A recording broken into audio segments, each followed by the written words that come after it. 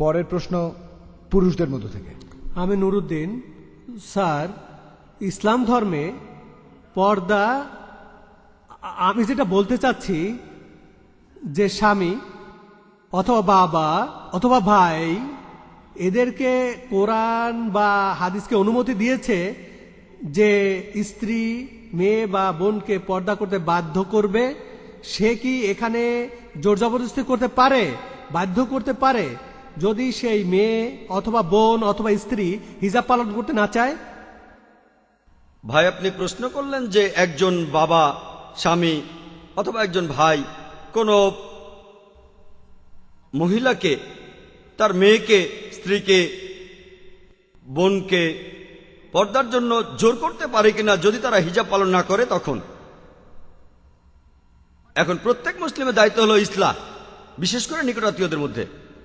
এখানে যথাসাধ্য চেষ্টা করতে হবে বোঝানোর জন্য, প্রথমত হিকমা দিয়ে, কোরআনের উদ্ধৃতি দিয়ে, যুক্তি দিয়ে যে তাদের হিজাব পালন করা উচিত।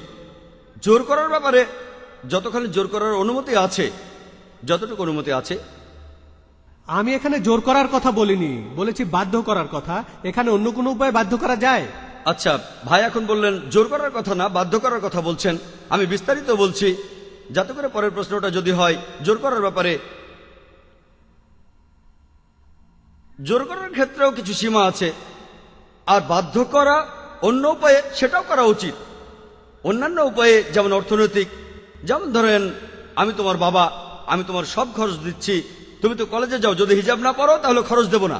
এভাবে অর্থনৈতিক চাপ দিতে পারেন। আলহামদুলিল্লাহ, অবশ্যই করবেন, কেন না, করা উচিত। অন্য উপায়ে বাধ্য করা অবশ্যই করা উচিত। আর এমন অনেক ক্ষেত্র আছে কোরআন অনুমতি দিয়েছে, কিছু বিশেষ ক্ষেত্রে এমনকি আপনিও জোর করতে পারেন, তবে সীমা আছে। এখানে সীমার কথা বলা হয়েছে পবিত্র কোরআন সহিহ হাদিসে। আপনি ফরজ কাজের জন্য কিছুটা জোর করতে পারেন, যেমন নামাজ পড়া। বাবা মা তাদের সন্তানের উপর কিছুটা জোর খাটাতে পারেন নামাজ পড়ার জন্য, এটার ফরজ, জোর খাটাতে পারেন, এটারও সীমা আছে। একইভাবে হিজাবের ব্যাপারে জোর খাটানো, স্বামী বলতে পারে ঠিক আছে আমি তোমাকে অমুক জিনিসটা দেবো না কারণ তুমি হিজাব মানো না, করা যাবে, করা উচিত। বাধ্য করার ক্ষেত্রে হিকমা প্রয়োগ করুন, ভালোভাবে করুন। উদু ইলা সাবিলি রাব্বিকা বিল হিকমা, হিকমত আর সদুপদেশ দিয়ে। এতে কাজ না হলে আপনি জোর খাটাতে পারেন, চাপ প্রয়োগ করেন, যেটা আগেও বলেছি আমি পছন্দ করি না। আপনার যেটা মনে হয় সীমার ভেতরে যেটা উত্তম সেটা করবেন। আর প্রত্যেক মুসলিম এবং মুসলিমা, যেমন ধরুন যদি স্বামী নামাজ না পড়ে তখন স্ত্রী বলতে পারে যে নামাজ পড়াটা তো ফরজ। এভাবে বলা যায়, চাপ দেওয়া যায়, জোর খাটানো যায়। এটা আসলে দুপক্ষই করতে পারে, পুরুষ এবং নারী, স্বামী বা স্ত্রীর উপর, আত্মীয়দের উপর, যাতে করে সেই ব্যক্তি একজন ভালো মুসলিম হয়। যদি কাজটা ফরজ হয় আর কেউ সেটা পালন না করে সেখানে অবশ্যই জোর খাটানো যায়। এমনকি স্ত্রীও স্বামীকে দাঁড়িয়ে রাখার জন্য চাপ দিতে পারে। মানুষ সাধারণত ভাবে, সবাই এমনটা ভাবে, স্বামী শুধু স্ত্রীর উপর জোর খাটাতে পারে, স্ত্রী কেন স্বামীর উপর জোর খাটাতে পারবে না?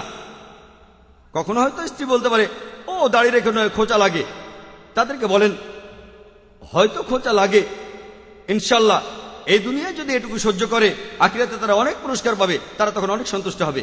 তাহলে যে ভুল পথে চলছে ভুলটা ভাঙাতে হবে, কারণ পবিত্র কোরআনে সূরা বাকারার 187 নম্বর আয়াতে বলা হয়েছে হুন্নাল লিবাসু লাকুম ওয়া আনতুম লিবাসু না হুন্না, তারা তোমাদের পরিচ্ছদ, তোমরা তাদের পরিচ্ছদ।